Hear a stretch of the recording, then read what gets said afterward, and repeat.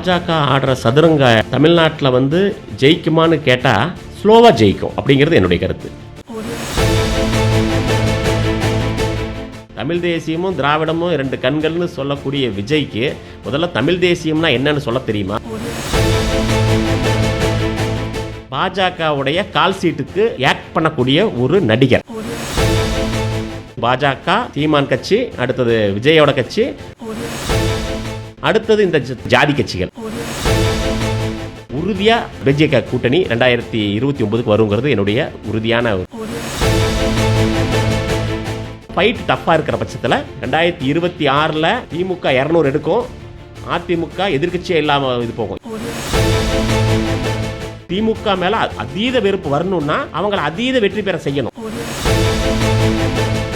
2026 திமுக எந்த அளவுக்கு 200 இடங்கள் வெற்றி பெறுதோ அதே அளவுக்கு வந்து பார்த்தீங்கன்னா 29 வந்து பாதிக்கு பாதி ஆகும்.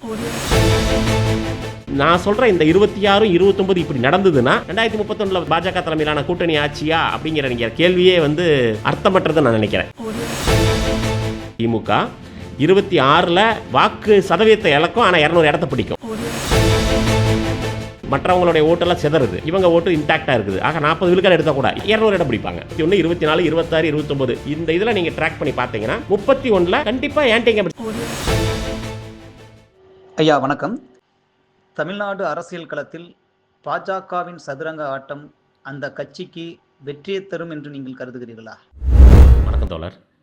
நிச்சயமாக பாஜக ஆடுற சதுரங்க இது வந்து தமிழ்நாட்டில் வந்து ஜெயிக்குமான்னு கேட்டால் ஸ்லோவாக ஜெயிக்கும் அப்படிங்கிறது என்னுடைய கருத்து.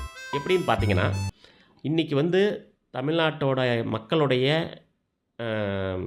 வாழ்க்கை தரம் மேம்பட்டதனால இடதுசாரி சிந்தனையில் இருந்த தமிழ்நாட்டு மக்கள் வலதுசாரி சிந்தனை உள்ள மக்களாக படிப்படியாக மாறிட்டு இருக்காங்க. அதாவது வட இந்திய அளவுக்கு உடனடியாக சடன் சேஞ்ச் இல்லைனாலும் இங்கே வந்து நிச்சயமாக மாற்றம் இருக்குது.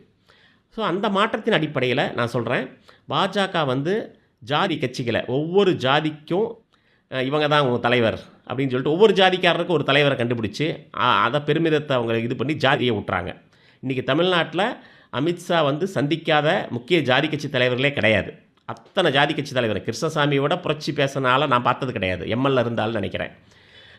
அதேமாதிரி ஒரு ஜான் பாண்டியன் அவ்வளோ ரஃப் அண்ட் டஃப்பாக வந்து ஆதிக்க ஜாதிக்கு எதிராக நின்றவர். பாமக ராமதாஸ் அம்பேத்கர் பெரியார் மார்க்ஸோட படங்களை போட்டு கட்சி ஆரம்பித்த சமூக நீதினு சொல்லி உருட்டினாள். ஸோ இவங்கெல்லாம் வந்து இன்றைக்கி தேதியில் பார்த்தீங்க அப்படின்னு சொல்லி சொன்னால் தன்னுடைய இளைஞர்களை வந்து ஜாதி ஊட்டி வச்சதை பாஜக அறுவடை பண்ணுது.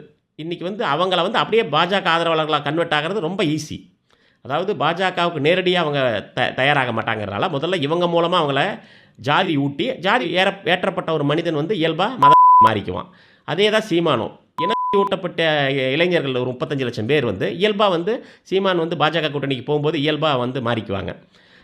புதிதாக அரசியலுக்கு வந்து தமிழக வெற்றி கழகம் என்ற பெயரில் கட்சி ஆரம்பித்துள்ள நடிகர் விஜய், அவருடைய கட்சி தலைமையில் தமிழ்நாட்டில் ஆட்சி அமைக்கும் என்றும் கூறி வருகிறார். இது பற்றி உங்கள் பார்வை? தமிழ் தேசியமும் திராவிடமும் இரண்டு கண்கள்னு சொல்லக்கூடிய விஜய்க்கு முதல்ல தமிழ் தேசியம்னா என்னன்னு சொல்ல தெரியுமா? ஒரு 1/2 மணி நேரம் பேட்டி கொடுக்க சொல்லுங்கள். அதே மாதிரி திராவிடம்னா என்ன அதை பற்றி ஒரு 1/2 மணி நேரம் பேட்டி.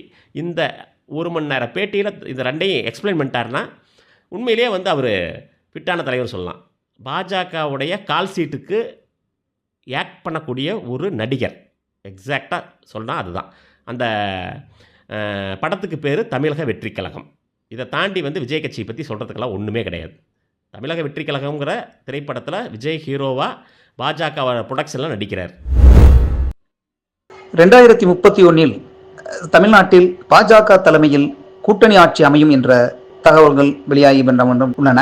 இது சாத்தியம் என்று நீங்கள் நினைக்கிறீர்களா? அதாவது பார்ப்பனியம் ஆரியம் எப்போவுமே என்ன செய்யும்னா, ஒரு விஷயத்தை வந்து ஒழிக்க பார்க்கும்.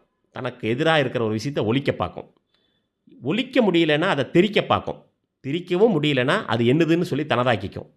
ஸோ அந்த இதுதான் போயிட்டுருக்குது. அந்த அடிப்படையில் ஜாதி கட்சியெல்லாம் தனதாக்கிடும். தன்னுடைய அந்த இதில் உருவாக்கி வச்சுருக்கிற யார் 5 விழுக்காடு ஓட்டு வச்சுருக்கக்கூடிய பாமக, 1/2 விழுக்காடு 1 விழுக்காடு வச்சுருக்கக்கூடிய கிருஷ்ணசாமி, ஜான் பாண்டியன், இது இல்லாமல் இன்றைக்கி கொங்கு ஈஸ்வரன் இந்த மாதிரி ஆட்கள்லாம் வந்து இன்றைக்கி திமுக கூட்டணியில் இருந்தாலும் எவ்வளோ நாளைக்கு இருப்பாங்கிறதுக்கெல்லாம் எந்த உத்தரவாதம் கிடையாது. ஏற்கனவே வேல்முருகன் வந்து அங்கே பிரச்சனை கிளப்பிட்டு இருக்காரு இருக்கிற கூட்டணியில் இருந்துக்கிட்டு. ஆக இப்படி பார்த்தீங்கன்னா இவங்கெல்லாம் இந்த வகையில் மட்டுமே கிட்டத்தட்ட ஒரு 50 லட்சம் இளைஞர்கள் தேர்வாங்க, எல்லா ஜாதி கட்சியிலையும் சேர்த்து நான் சொல்கிறேன். ஆக 1 கோடி இளைஞர்கள் அந்த பக்கம். ஏற்கனவே வந்து நான் சொன்ன கான்செப்ட் படி தமிழ்நாட்டில் 1 கோடி இளைஞர்களை இந்த 3 தரப்பும் ஏபிசி 3 டீமும் சேர்த்து விஜயோட கட்சி.